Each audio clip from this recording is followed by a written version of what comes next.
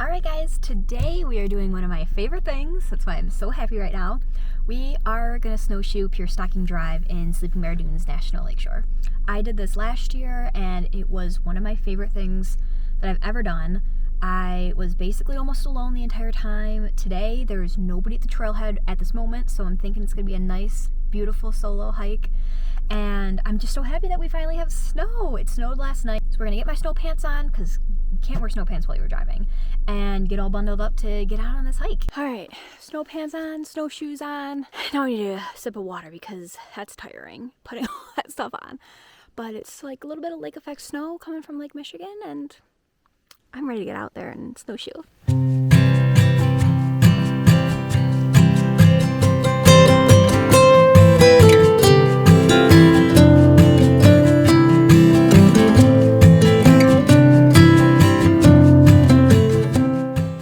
So, here are some tips for snowshoeing. It can be a little awkward at first because the snowshoes are obviously bigger than your feet, so you have a little bit of a wider walk stance when you're snowshoeing, and you're just naturally going to move slower than when you're hiking.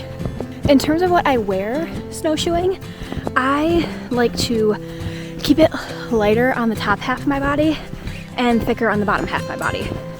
I get overheated on my top half very quickly. My core just stays super duper warm, and on my bottom half I like to have a nice waterproof top layer on my bottom half because when you're snowshoeing you're gonna kick up snow. So I tend to wear a nice base layer, a pair of leggings or hiking pants, and then snow pants over that.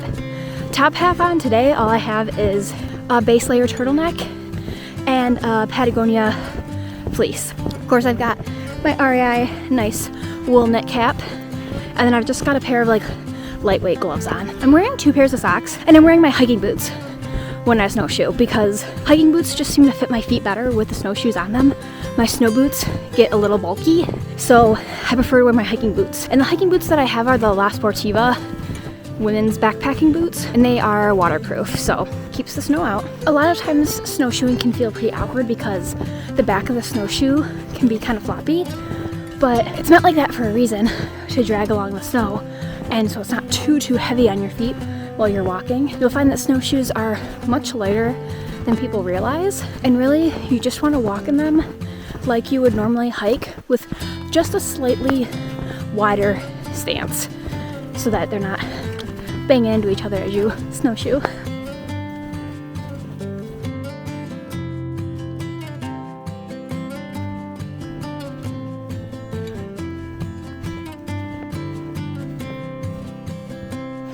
We are stopping to take a little breather here because your girl is dying.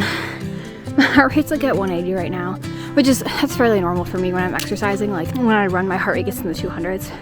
It's been like that. But when you're snowshoeing Pure Stocking Drive and you're going to the 2 most iconic overlooks, you go backwards along the drive, which is fine in the wintertime because it's not a drive anymore. It's open to winter sports, cross-country skiing and snowshoeing. So as long as you just stay on the right side of the trail, you're fine. But it is all uphill on the way out, which means it's all downhill on the way back. But to get out there is a stroll.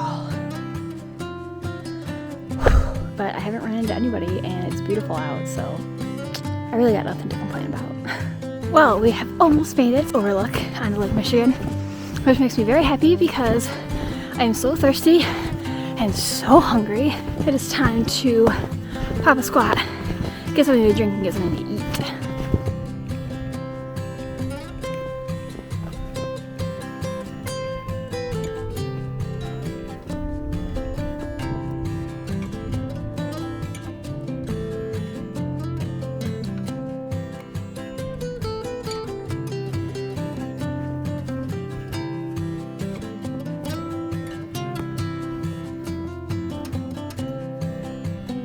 Tell you what guys, you move a heck of a lot faster going downhill than uphill. I'm literally like booking it down, and I'm not even meaning to. It's not even that steep of a grade, but man, it was going uphill so much harder. Oh, winter sport I still have yet to try is cross-country skiing. I do alpine ski. I actually have my own set of skis now this year. I'm very excited to bust out and finally use.